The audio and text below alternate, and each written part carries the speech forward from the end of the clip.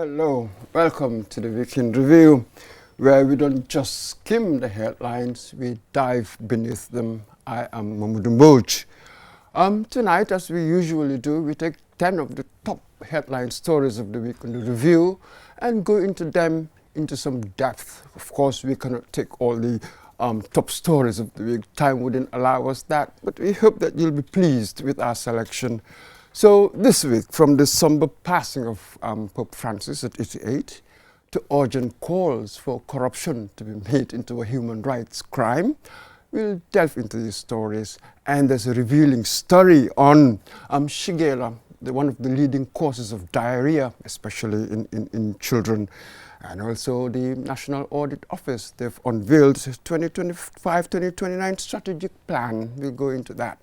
And also examine the shifting diplomatic ties as the US prepares to cut its presence in Africa.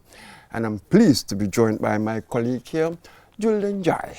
Welcome to the program, Julde.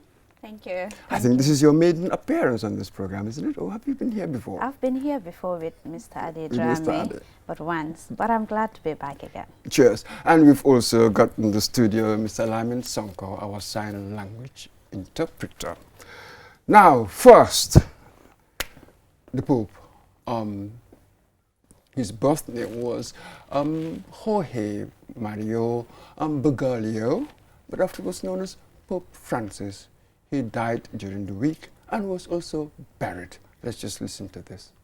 Cari fratelli e sorelle, buona Pasqua. His death has left many in shock, as his presence in the church seemed unwavering until the very end. Tributes from global leaders are flooding in, with French President Emmanuel Macron hailing him as a man who always stood with the vulnerable, while King Charles of the United Kingdom expressed heartfelt sorrow over the loss of a leader who epitomized compassion and selfless service, staying true to his lifelong commitment to simplicity. Absolutely. Unbelievable. The burial, I think they had 50 presidents, prime ministers, monarchs from all over the world. He had quite a global reach, didn't he? He does. I mean, if you look at the life he lived and, you know, the interactions he had with ranging from presidents, prime ministers, to individual levels. I mean, this is no surprise for anyone who knew the life that Pope Francis has lived, because he was really key in terms of advocacy. He was key towards fighting for the rights of migrants. He was also very, very key towards mediation efforts between and among countries. So this is no surprise that he had that huge people to attend the burial of Pope Francis. I mean, he was a key figure in the global stage. And even when it comes to the most controversial issue, which is the LGBTQ community, I mean, he made a bold stance. That is, who is he to judge? And I think that is really critical. Now it is left for people to actually the next pope that is coming, you know, what is his stance going to be as far as some of these critical issues are concerned? That is the conflicts, LGBTQ community, and other important matters that, you know, it was the belief and it was really the aspiration of the Pope to actually see a just, fair, but also he was very key, Mr. Mbouch, as far as the interfaith dialogue is concerned, and we've seen that of recent a lot of these is related to religion of some sort. So it's very, very important to actually highlight these things. Now that he is no more, the next Pope has a bigger challenge actually to continue the legacy of Pope Francis, or I don't the stance that he is going to take as far as some of these very critical but sensitive matters are concerned. That's it. And when we consider the personal traits, that's quite extraordinary. Right. He shunned pomp, pageantry and hype. He liked the simple life and very modest. When he became Archbishop of Buenos Aires in Argentina, which was in 1998, he moved away from the predecessor's massive palace, whatever you want to call it, and lived in a modest house. just as he did when he became Pope. The modesty must be very refreshing in many ways. It is. Even before his death, I mean, he moved away from the normal ritual of and burial of popes and to a more simplified one. And for him, I mean, that is extraordinary, because for centuries that used to obtain how popes actually, their burials, the ceremony, and you know what really obtains as far as that is concerned. But we have seen that there is a shift towards that, and this is something that he really wanted to happen before his passing. He made that categorically clear that he wants a really simple burial for him, and even where popes are buried now, his is a different one. I mean, he was moved to a different burial ground, and this goes to show the humility, the simple life, the modest life that he really lived. I mean, he left a legacy here, like I mentioned. Now it's a big challenge for the coming Pope. Now we don't know where he's where it's coming from, whether it's Africa, Asia, Europe, or because the debate is still ongoing. There are some section analysts are saying that maybe the next Pope it's coming from Africa, Ghana, but who knows? I mean, let's just wait and see. It's a matter of waiting and see what will really happen as far as that is concerned. That's it. And towards the end, even while he was really very ill, right, he was making daily phone calls to Gaza, yeah, people in Gaza. And he's been very strident, really, in his criticism of what's going on there, whereas perhaps all the leaders were sort of hedging their bets, not sure, because it's the U.S. Yeah. So that was also extraordinary moral authority, moral leadership in a world that seemed to be peculiarly vacant of that moral leadership. I mean, honestly, because surprisingly enough, J.D. Vance, the Vice President of America, visited the Pope. I think he is the last visiting president before he died. I mean, this is symbolic for the fact that a lot of people are saying that maybe, just maybe, now America will really revisit its stance as far as the war in Gaza is concerned, because even I watched the interview of J.D. Vance. I mean, how he really felt meeting the Pope, and he was the last person to actually visiting, person to visit the Pope before his passing, and he was really, it meant a lot for him, for the fact that for the past years we've seen and known the relationship between France, we have seen the relationship between Italy and America, and the relationship between America and the Israel, Gaza, Palestine, and all of that. So I mean, this is extraordinary, and we just hope and believe that this will serve, will really change the narrative, or will really change the mood of operandi. Absolutely. So now everybody's looking forward to the next Pope. Who would be the next Pope? Yeah. The conclave, you know, the cardinals, I think 130 something, 38 or so. Right. In the next 2 weeks or so, they'll decide. Who would come next. I was reading some of the papers. They're saying that perhaps there might be a pushback against this sort of liberal, in many ways, relative to, you know, what we've seen in the past, sort of liberal, maybe the conservative pushback. You mentioned the LGBTQ stuff. You know, the Africans, we don't like that. So it will be quite interesting to see what direction it goes. Absolutely. I mean, for me personally, I can't really wait to see who are they going to elect next and on what basis, because a lot of people are arguing. I mean, one of the things that people are really arguing, maybe, just maybe, the one that is in Ghana, I mean, he is qualified to be the next Pope, but maybe it's based on principle, based on perhaps the LGBT community issue that, you know, they're going to take a stance on. So I mean, let's just wait and see. It's a matter of waiting and seeing who the next Pope is going to be, and whether it's going to be a change or a shift in, you know, operation, principle, and how it's going to, the Pope issue is going to unfold. Absolutely. And what I like about how he led the church was that the priest, the leader, must have what he called the sheep smell, which I like. You should be close to the people. I hope that's a very good lesson for leaders. I mean, he does that until the end of his death, because we've seen that the Easter, even though he was struggling and it was really obvious, but he tried to greet the people that were there, and then he allowed the other person to actually, in authority, to actually convey the message on his behalf. But at least his presence shows, you know, how the commitment he had and the dedication towards duty, and I think that is really inspiring. Absolutely, the timing, what an uncanny timing. He wished everybody happy Easter on Sunday. The morning, goodbye. Monday morning, 7:35, goodbye. Thank you very much there, Julie. Now to our next story, corruption. Should it be a human rights crime? Watch and listen. We believe that such collaboration across public institutions, private sector, civil society, and the international community is essential if we are to build a resilient system that are responsive to human rights and resistant to corruption. When public officials embezzle funds meant for education or healthcare, they violate the right to education and health. When corruption results in impunity, it undermines access to justice and the right to a fair trial. This we just heard from Emmanuel Juve, the chairperson of the National Human Rights Commission, and Hussein Tomasi, the Solicitor General.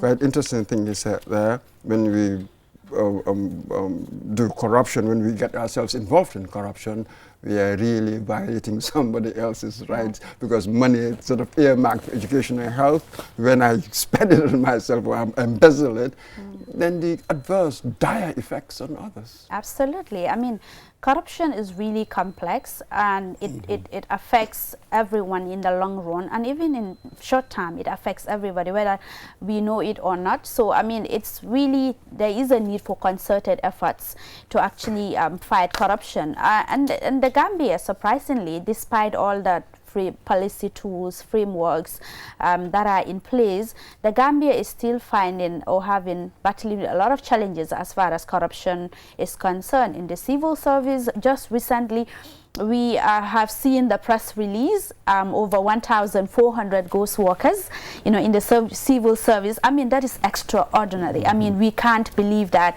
a country like the Gambia will have such. I mean, when in 2017, Ibrahim Sankare mentioned that there are a lot of ghost workers in the civil service, but again, the government of the Gambia is committed to ensuring that that is a thing of the past. Surprisingly enough, just in 2025, we are seeing that, you know, the same thing is happening in the civil service. I mean, there is a lot that needs to be done. I mean, it is not just about talking, but acting upon what is really, we are really seeing. And corruption is complex, like I mentioned. And statistically, even the Afrobarometer survey, 2023 survey, is saying that most Gambians are not really, Gambia, it's not doing well as far as corruption it's concerned. I mean, these are the perception of ordinary Gambians.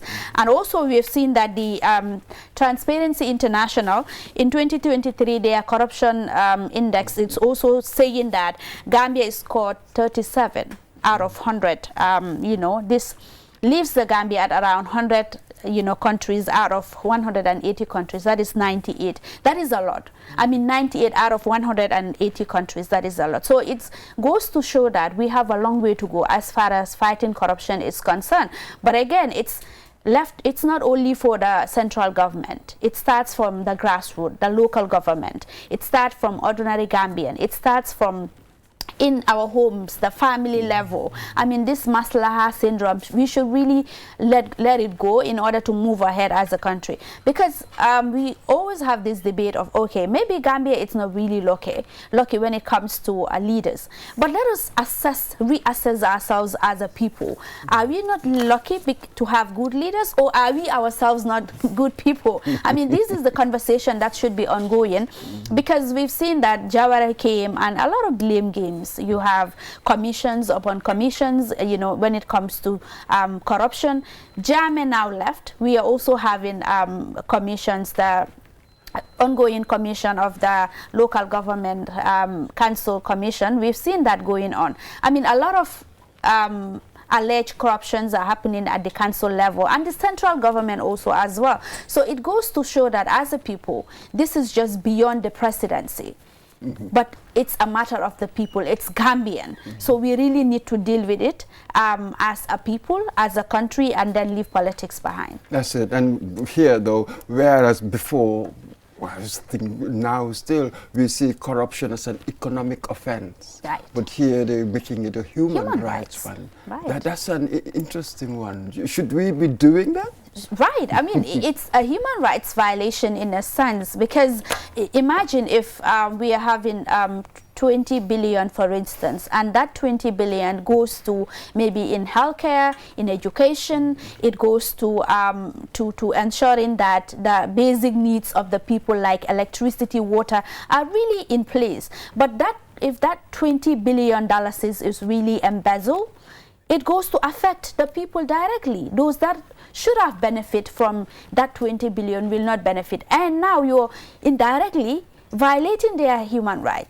So, I mean, that is, it goes to show that now it's no more an economic right, but a human right. And I think it is important for all of us to actually be cognizant of this fact and then to work towards ensuring that we eliminate it. If other countries can do it, Gambia can do it as well. And all we need to do is to see Gambia first, to be nationalist, to be patriotic citizens, and then we're good to go. But then if you are there, Mr. Mboch is my friend, and because I know Mr. Mboch is not qualified, but I still went on to give Mr. Mboch the position, and then whatever comes out of it, I have myself to blame. I mean, that is not patriotic in itself. But so these are some of the things that we really look at. Some of these minor things, we should really look at it, address it as a country, as a people, and then go to the bigger picture. That's it. And very, very quickly, last one. One wonders, though, African states, I don't know, are we doing enough to tackle corruption? That's one. And secondly,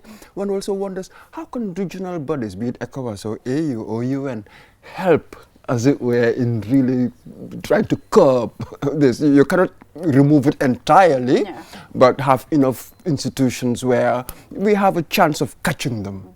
Absolutely. I mean, we need strong institutions, and I think Senegal, to some extent, it's really doing well in terms of ensuring that their institutions are strong. I mean, these are some of the things that we need.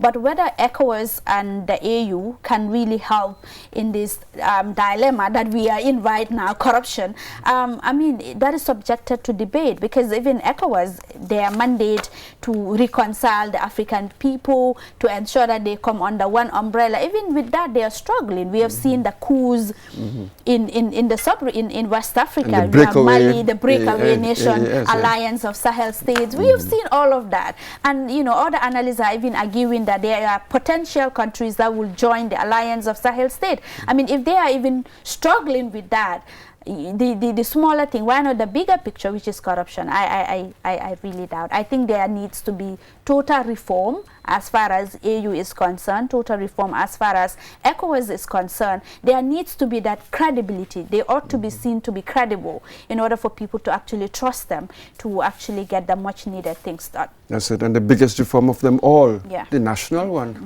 Thank you very much there, Julia. Now to our next story.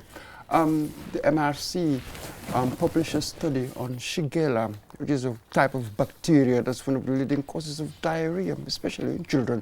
Let's just take a watch and listen. The findings revealed a high prevalence of Shigella infections among children aged 6 to 35 months, coupled with growing resistance to commonly used antibiotics. These results underscore the urgent need to update treatment guidelines, enhance diagnostic capabilities, and accelerate the development of a Shigella vaccine. Yes, quite extraordinary. The scary thing for me is that this disease being resistant to antibiotics, then what do you do next?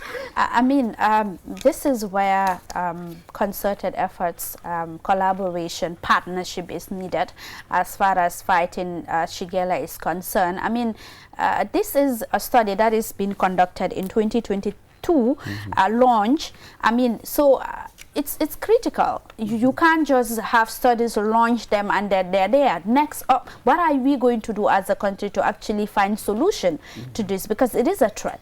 It is focused. It is really affecting children aged 6 months to 35 to 35. So Yes. something like that. I mean, it is really critical at this moment, and for the fact that it is targeting those in rural Gambia, and we know that when it comes to access to clean drinking water is a problem. When it comes to healthcare facilities is a problem. It's one thing to have a facility, but also is another to ensure that medicines are in that facilities. Professional healthcare workers are in those facilities. So this is critical in a sense. The government of the Gambia and partners should really take this as a matter of urgency and work on that as soon as possible, because diarrhea, as we know, is really critical. Even with adults, it affects them. If it affects you even a day, I mean, you're weak. Talk less of a child. So I mean, we should really treat this with urgency. All necessary funds should be pumped into this, and then I think it should start at the national level as well. There are some of these things, it is so urgent that you can't really wait for partners.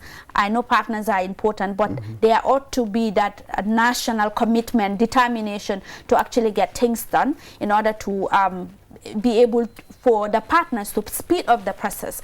Because if that is not the case, you can't expect the partners also to lead in this process. MRC has been doing so well over the years as far as research is concerned, as far as diagnostics are concerned, as far as, you know, inventions are concerned, but also, I mean, it's in partnership with the Gambia government. So in this case, the government of the Gambia should not really waste any time to ensure that they find solution to this. For the fact that it is antibiotic resistant, that is scary. That's it. But here as well, ordinary people, because we know that it is more prevalent in places with poor sanitation. So how do we safeguard our environment as well, isn't it? So you have the state institutions and others, international partners and all the rest of it, but again you have people. What do we do really to help ourselves? It's important at this moment. That is why in this case it's not all about the resources as well, because we've seen that now the world is a global village and we have technology.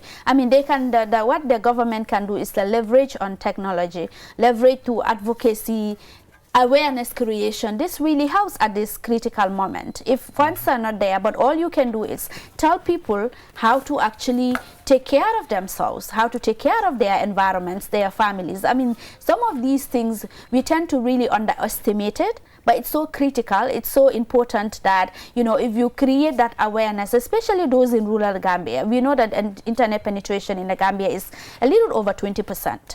So, I mean, they are not, you know, they don't have the privileges that those in the urban area are enjoying. So it's critical to actually go down there, sensitize them on what to do and what not to do. And then some of these things, you know, it's very less cost effective. And I mean, we can really get rid of it as a country. I am hopeful. I mean, but let us start somewhere. We can't just wait for the funds to be there. Some of these things are very, very critical. Advocacy on what to do and what not to do. I mean, boiling water, even the water, they don't have access to clean drinking water. But what they can do is maybe to boil the water before actually giving it to the kids or even drinking it. You know, warming the food before eating it, wearing clean clothes, living in a very clean, conducive environment. You don't have to be rich to do some of these things. So I think it's critical. Absolutely. The study perhaps one of the more critical of them all, because on the basis of that, we can modify policy, know what to do. Thank you very much there, Julia. Now to our next story. During the week, the National Audit Office unveiled its strategic plan 2025-2029. Let's just take a look and listen. The 4 strategic outcomes or goals that we aspire to achieve are to enhance independence of the NAO, and to increase the public trust in the work of the NAO, and to improve public sector financial reporting, and also improve public financial management of public resources. These 4 strategic goals are fundamental to the NAO, referencing back to what I highlighted in the Intersite P12 for us to make difference on the life of citizens. To further conceptualize these strategic goals, we recognize the need for continuous enhancement of the independence of the NAO, and by extension, the Auditor General.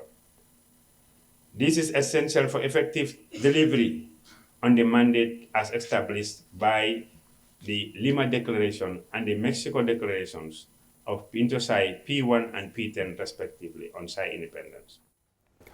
Yes, the focus there, the emphasis on independence, autonomy, isn't it? So one wonders what challenges they might face in achieving the level of independence and autonomy that they want. What do you think? I mean, it's important because the National Audit Office is one institution that should be respected. It's one institution that is so critical as far as achieving our universal goals are concerned in terms of health, education, you know, the SDGs. I mean, it's important. But some of these surveys or some of these studies, audit reports that they are doing, they should be they are so important that we should not really underestimate it or question them. Because if a National Audit Office is set up to actually independently audit institutions in terms of their financial reports and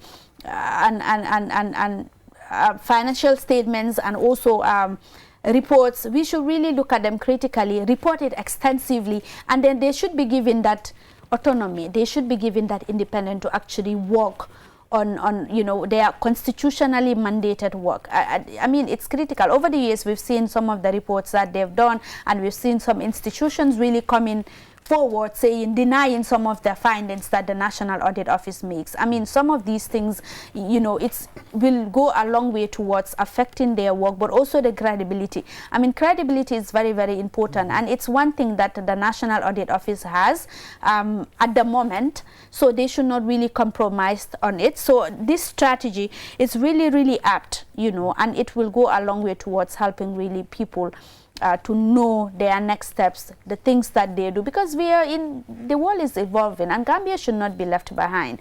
And corruption matters, corruption related issues should not be subjective, really.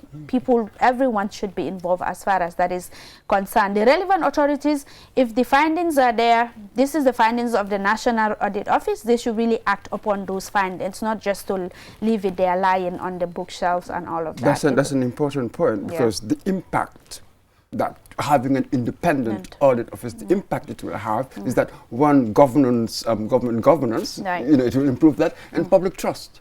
Isn't it? Absolutely. I mean, no doubt about that. But again, the impact is crucial here. It's one thing, like I mentioned, it's one thing to say that this is happening, to pinpoint on some of these irregularities that are happening in public institutions, but it's another to act upon those findings. And I think it's not just for the central government to do, but as a people, we should read some of these audit findings to know what you know, what is there. Journalists, civil society organizations, they have a critical role to play in ensuring that they also complement the work of the National Audit Office. That is by reading, knowing what is in the audit report, and also reporting it, creating that awareness to the people. That's it. And last, very quickly, the Speaker of the House, Fabakary Tombong Jatta, was there as well. So it got me thinking, how can the National Assembly be using these reports in their scrutiny of public institutions? It's important. It's important. I mean, because they have the mandate to call anyone that they wish at any time to actually appear at the National Assembly to answer to some of these critical issues. I mean, they have a critical role to ensure that they also hold the other arm of the government to account, the National Assembly. I just hope that they also know the powers vested in them. They know their roles and responsibility, because that is critical, Mr. Mboj. I mean, mean, the National Assembly is one of the most, if not the most powerful institutions in government. I mean, they make laws, they scrutinize government institutions, they scrutinize those that are working. Even now with appointments of individuals, you know, they're suggesting with this new constitution, suggesting that appointments of most of these individuals in public institutions should go to the National Assembly first to be vetted before the president can actually appoint some of these individuals. That goes to show how important and critical they are as far as ensuring that accountability is taken care of. Thank you very much. We go to our next story. World Malaria Day. When was it? 25th? Yes, yesterday. Let's just take a look and listen. Despite the recent global and national setbacks towards malaria control and elimination, there is wealth of knowledge, evidence, and tools to change this trajectory. Hence, achieving a malaria-free society will require reinvesting in proven interventions to prioritizing investments in WHO-recommended tools such as insecticide-treated bed nets, indoor residual spraying, chemoprevention, malaria vaccines, and artemisinin-based combination therapies. We just heard there from our Minister of Health, Ahmad Samate. We've been controlling this, trying to control it ever since, but that elusive being declared malaria-free has been quite elusive so far, hasn't it? Our neighbors, Cape Verde, been declared malaria-free, but not quite here. We're improving. There's still a lot of work to do. Absolutely. We have a long way to go as far as Gambia to be declared a malaria-free nation is concerned by 2030. I mean, it's just around the corner. We don't have much time as a country to really meet our global goal.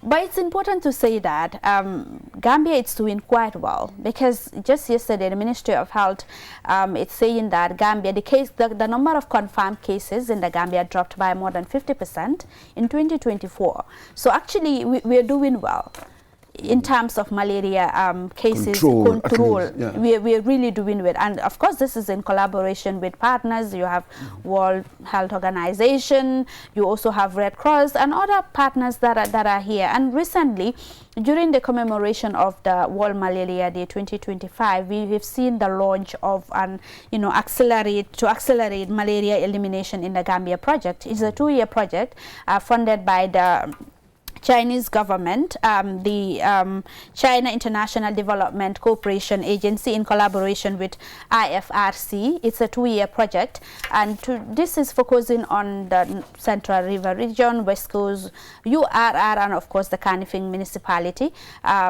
It's very apt. I mean, we need concerted efforts to actually tackle malaria.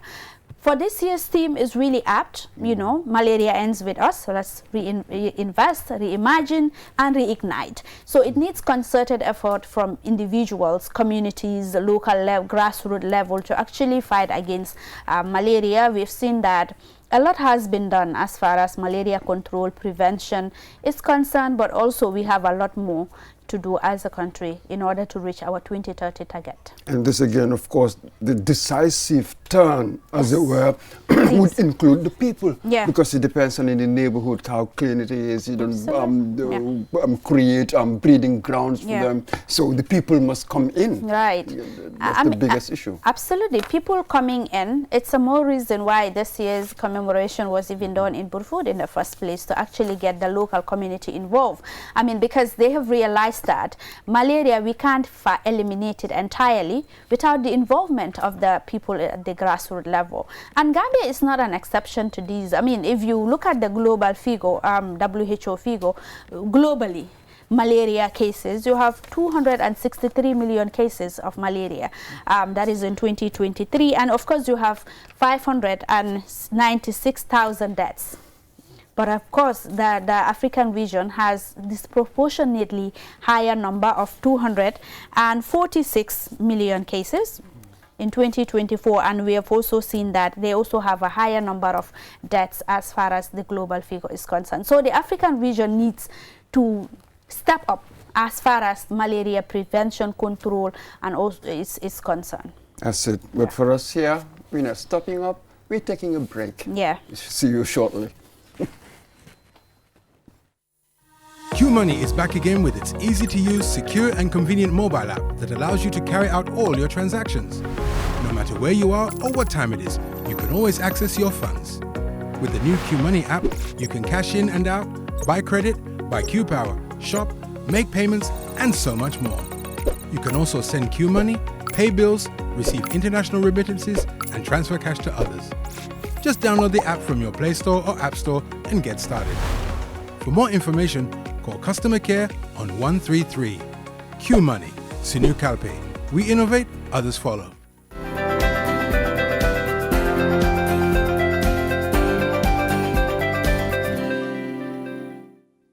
Hello, welcome back to the Weekend Review. I'm Mahmoud Bush, and today I've got in the studio my colleague Julie Njai.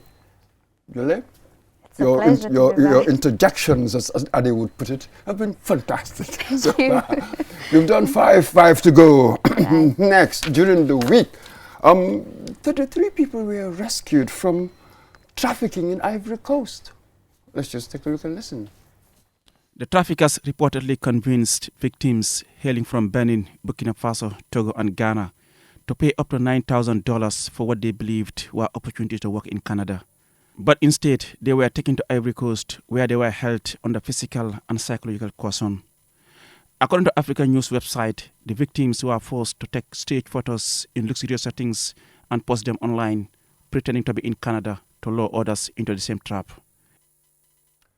I was just, before we came on air, I read this paper which said that it's becoming alarmingly common. Trafficking in West Africa. And it is important. I chose that for everybody to be mindful because they'll offer all kinds of wonderful, alluring, as it were, prospects for people. Yeah. They might not realize that it's a massive trap. It is. And this is what happens. It is. And it's serious. I mean, this is something so complex in the sense that these are people who are well read, they know the psychology, how to really manipulate people and all of that to actually get to convince them to actually get into their dubious activities or acts. So it's important for people to be mindful. I mean, especially in Africa, it is common here because we've seen that now most of the economies now is going down. We have seen inflation, we have seen poverty, conflicts here in East Africa, and the Horn of Africa, we've seen a lot of conflicts there. So as a result, people are really want to go out of this continent. But again, people should be mindful. Some things are too nice, too good to be true, really. I mean, you can't just come someone promising you heaven and earth and then you expect that you're going to be successful. But again, like I mentioned, these people are so cunning in their ways. They know how to lure people into do some of these things, and they know how to get people, and they recognize their victims. That is one thing that makes this really scheme so complex, and it's a big chain. Sometimes it starts from where you are not even expecting it to start from. I mean, if those in authorities are supposed to protect people, are also one way indirectly or indirectly involved in the scheme, it's going to be very, very difficult for the African continent to actually get rid of human trafficking. I mean, this is the 21st century, and it's really, for me, it's distressing to see that people are still being trafficked in the 21st century. But we've seen that there is that sophistication in tools, technology. Now, I mean, you can easily track someone to be able to know that this is where the person is, and you can easily investigate because of how we are connected as a people, as Africans. It is easy. And some of these things, you will be surprised to know that it's done by family members. Even in the Gambia here, you've seen that few cases of human trafficking. If you look at it closely, it's their family members that are involved in one way or the other. So human trafficking, it's not done in isolation. It's not done by people, total strangers. In most cases, it's done by people who are close to us. So it's very, very important to be vigilant about, about your surrounding, to be vigilant, to take care of your kids. But if it is, when it comes to adults also, to make findings before actually getting involved in any scheme. We've seen scammers are everywhere. Technology, it's there to help people, but again, we should be careful because the more sophisticated technology is getting, the more we are at risk of some of these things like human trafficking. So it's important to actually take note of that and to be careful. Read, and read. Ask questions if you don't know. Don't just go and venture in a scheme blindly like that. That's it. But you realize that you've already mentioned an aspect of it, the socio-economic conditions that fuel the desperation. So it makes a lot of people vulnerable to such a deception. Isn't it? So that's really the key. And you're right with the technology. You have traffickers who really can exploit social media, isn't it? That's what they do. So, but again, the socio-economic conditions, yes, they will change, we hope, eventually, but in the short term, a lot of people will probably fall victim to that kind of deception. Right. I mean, a classical example of that is this backway journey. We've seen a lot of thousands are dying every year, year in, year out, but that is still not stopping people from going. If they close this one, they always, before you know it, they find other means of embarking on this journey. So it goes to say that people are on the move. You know, criminals are on the move, they are ready. So, and they are 10 steps ahead of governments, institutions, and individuals. So it's people who ought to be vigilant to know actually some of these schemes that are happening, you know, in the country. Go in your local police stations, local advocacy groups, or local media people, and then ask questions, just relevant questions, and then you will get to know whether it is authentic or not. But people just, to my amazement, you just click, and then some of these sites, and then you tend to believe it without having to question some of these things. Some of these schemes are so obvious that you're surprised when you're told that someone can be really trafficked or, you know, get to do certain things to really get money out of these things because of how simple it is to, you know, point. It doesn't need you to be, for you to be a journalist and a detective or an investigative person to actually know some of these things. So I mean, people should be vigilant. For me, that is what I have to say. And for government as well, they should really speed up the process. Human trafficking, this is the 21st century. I mean, we shouldn't be dealing with that, to be honest. But you see what desperation does. It makes you gullible. You can believe in anything. But just finally, very, very quickly, do you get a sense that there's enough cooperation in the sub-region? Because stuff like that, really, it's better dealt with at a sub-regional level. You know, each nation be alert, be, you know, and you coordinate. Do you get the sense that we're doing enough sub-regionally to combat the scourge? No. I don't think we're doing enough as a region, because even if you see some of these jihadist insurgencies in Africa, West Africa to be specific, is because there is no enough coordination between and amongst countries. But it's easy, you know, if Senegal and the Gambia are in collaboration, Gambia and Nigeria are in collaboration, Nigeria and Ghana, there is that chain. I mean, it does not take long for really governments to address something like human trafficking before it gets out of the sub-region. So I think it's really important for the governments in West Africa to actually coordinate, collaborate, and then get these things done. But I'm not seeing that political will so far. I mean, it's not new to us. So we've seen the African Continental Free Trade Area has been here forever. The issue of the monetary policy, ECO, has been here forever. It could not be implemented because of lack of political will to some extent, but also there is a lack of coordination, and a lot of people governments are looking at different, you know, interests rather than the interest of their people. That is what I'm seeing. It's more a personal interest than the interest of their people. But you and I want Gambian to go to Senegal freely without any difficulties. Gambian, Senegalese want to go to Ghana, Nigeria without having any challenges. I mean, but it's left with the governments to actually coordinate some of these things, and it's easy. Thank you very much, Julie. To our next story, it is said that an embassy is the face of a country's foreign policy. The U.S., they want to limit their presence in the continent. Well, allegedly so. Let's just take a look and listen. Secretary of State Marco Rubio said the New York Times, which first reported the existence of the draft order, had fallen victim, which implies the document is fake news. However, as President Donald Trump intensifies his tariff war and aid cuts, many believe that where there's smoke, there's fire. As events continue to unfold, it remains to be seen whether the Trump administration will follow through with these actions under the banner of America First. Julie, the news that I read, it mentioned 30 countries, and we are one of them. Officially, as Marco Rubio said there, he said there was a hoax, it was a hoax, fake news. But we've got a flavor, we've got a taste of America First. America First doctrine. So this will fall in line, wouldn't it? Absolutely. With the America First doctrine. Yeah, absolutely. I mean, it's interesting because for me, there is this belief that scramble for Africa. And all of a sudden, the Trump administration is trying to, cut ties with the rest of the world. For me, I find that really interesting. I mean, it started with trade, and now from trade now to cutting diplomatic ties through the various embassies. I mean, we can't really go much into that because they're denying that it's not the case.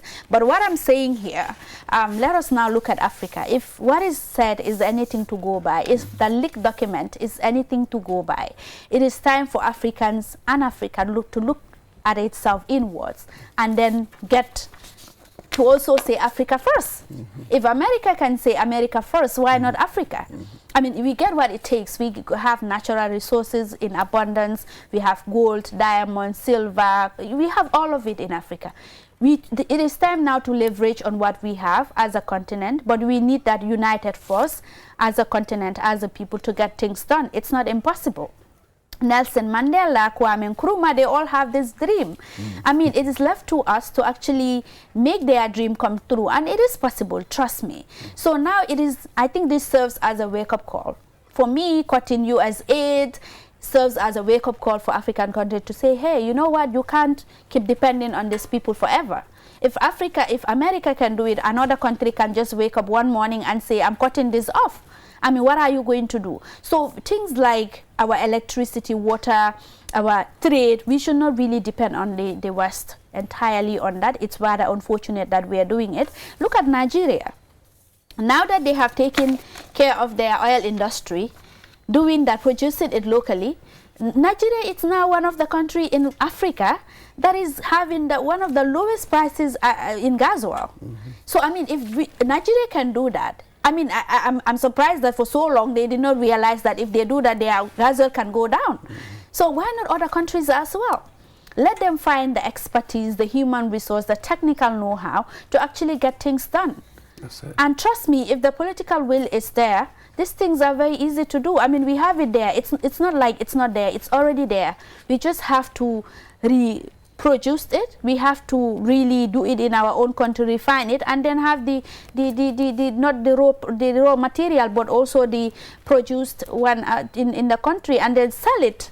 African continental free trade area within, and in Africa, to get things done. But if that is not done, I'm afraid we are going to cry, we are going to beg, we are going to be called shithole continent forever. And then because we are not ready to actually change, we don't want to take destinies in our own hands. True, but very quickly here though, for people to get services, there are so many, huge number of Gambians in the US with family and all the rest of it. Imagine if they closed this one and you have to go to Senegal. So the disruptions with visa, it will affect a good number of people. It will. Really. It will. Awful. It will be awful for the ordinary citizens. I mean, financially, again, it will create that huge financial burden for ordinary Gambians. But again, let us not forget, Gambia is one of the countries, I think one of the highest countries that were rejected.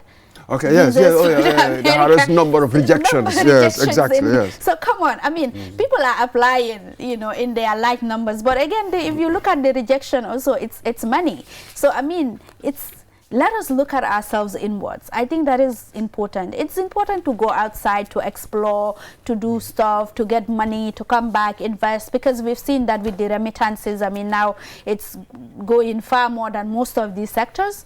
It's contributing to our GDP. But again, as a people, as a country, let us look at inwards what we have, you know, internally. Let us address some of these things. Let us address corruption. Let us be ready to invest in healthcare. Let us be ready to invest in quality education, research. Let us be ready to actually invest in these very important sectors. I mean, we can do it. It's not impossible. Thank you very much, Julie. Now to our next point, our next story. During the week, the Ministry of Higher Education, Moorhurst, validated what's called a research regulatory framework. Let's just take a look here and listen. The validation of these frameworks is both timely and transformative. As I stated, it's long overdue. 60 years in a vacuum, 6 years waiting for order, 6 years waiting for system to be in place, 6 years waiting for research to be regulated in this country. Standards are standards.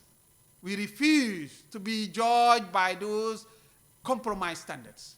We belong to the international community. The standards, the benchmarks for Oxford, Yale, Sorbonne, these are the same standards that should be used for us. We went to the same schools, the same universities out there in the West.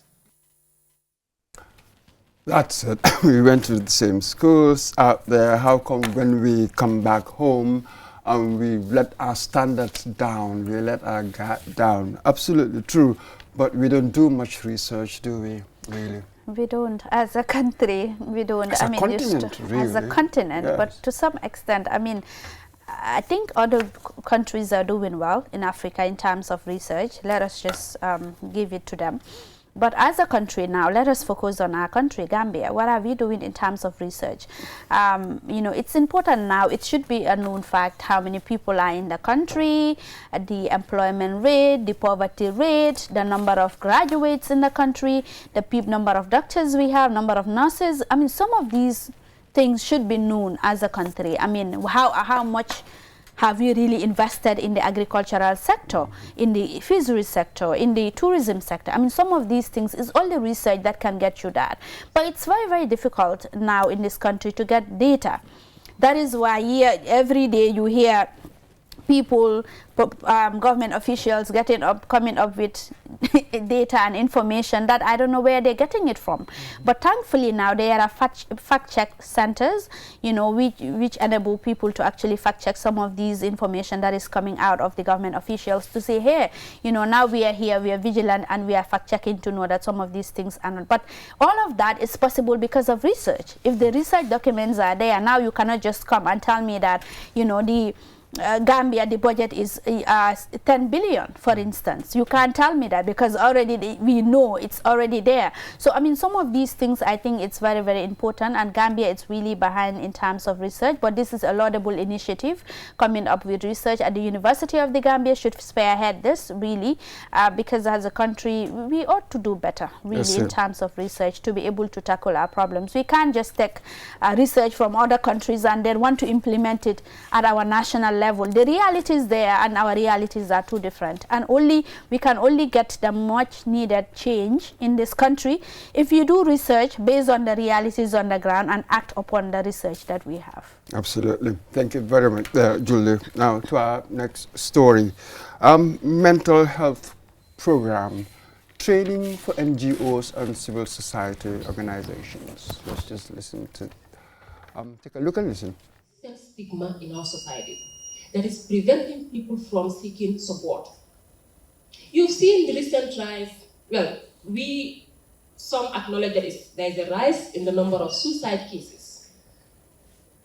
We at the facility level, some of my colleagues will attest to that we have seen brought in death, like people that died in the communities without any underlying medical condition or known underlying medical condition. Now, we cannot say they were confirmed, but in some of those cases, we suspect it's suicide. Recently there was Ma'am Jara Marega. Yes, in our news we've covered a few recently suicides. Whether we should connect it to any mental health issues, we're not quite sure. Yeah. but maybe they could have that. But let's be honest, in our society, people with mental health problems, conditions, we just tend to call them mad people. So the general attitude, and perhaps as a nation, we're not spending much on them. Very, very marginalized, isn't it? And all of us can really fall victim. You just never know. It just depends on life experiences. You just never know to that sort of thing. Yeah. I mean, it's rather unfortunate that we only have one psychiatric hospital in the Gambia for people living with mental health problems in the Gambia. I mean, that can be attributed to capacity gaps for of healthcare professionals. It can be attributed to, you know, not enough or sufficient medication professionals, and also even the facilities are not in here. It's only one, that is Tanka. So I mean, there is a lot that needs to be done as far as mental health is concerned. Like you mentioned, it's not mental health. It can happen to anyone. Really? But it's not prioritized. It can happen to me, it can happen to you, it can happen to my child, it can happen to your child, it can happen to anyone. It comes at a very unexpected time. So as such, we should really treat it with urgency. We should really prioritize it. We should really invest more as far as mental health issues is concerned. I mean, I read a report on Emmanuel Daniel Juve, of the National Human Rights Commission, and he was saying that approximately 27,000 people suffer from severe mental health due to substance abuse in the Gambia. So that is really serious. And an additional 91,000 individuals are living with mild, severe mental health disorders in 2024. Imagine 91,000 people in the Gambia living with mild mental health disorders in the Gambia. That is a lot. What are we going to do?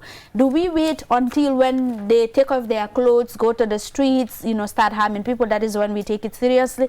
I mean, a lot of people are going through depression, but we don't even take it seriously.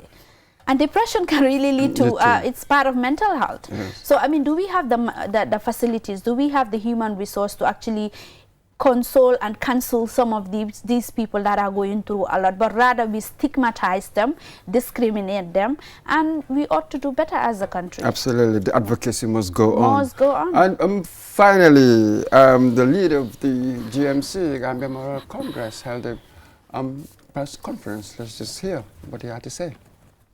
I stand firmly behind His Excellency President Adam Barrow, not out of blind loyalty, but because his vision aligns with our shared goals for the Gambia, particularly infrastructure and intrusive rural development.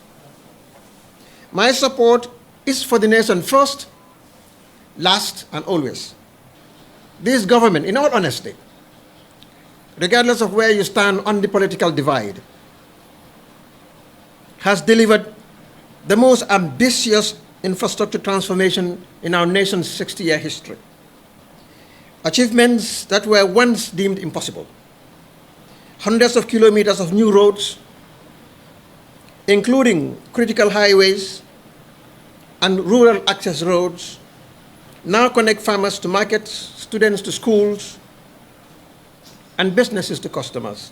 That was the leader of the Gambia Malaria Congress, GMC, my Ahmad Fatih. I have to be honest, as I was listening to that, I thought, whoa, is this a party political broadcast by the NPP? What do you make of it? Interesting times in Gambian politics. I mean, let us expect more of these statements. I mean, 2026 is just around the corner, and this is more time why journalists should be really vigilant and careful as well of some of these pronouncements, some of these things that really come out. This is a critical moment for journalists to fact check some of these claims by political party leaders and politicians, because we know how they really operate. But it's, I mean, on a more serious note, I mean, this is a statement, a press conference that was supposed to make the right wrong, make the wrong right, but again it's went on to, you know, cause controversy, you know, with the use of AI and all of that. Let us be clear, AI is important, okay? I mean, it's important now.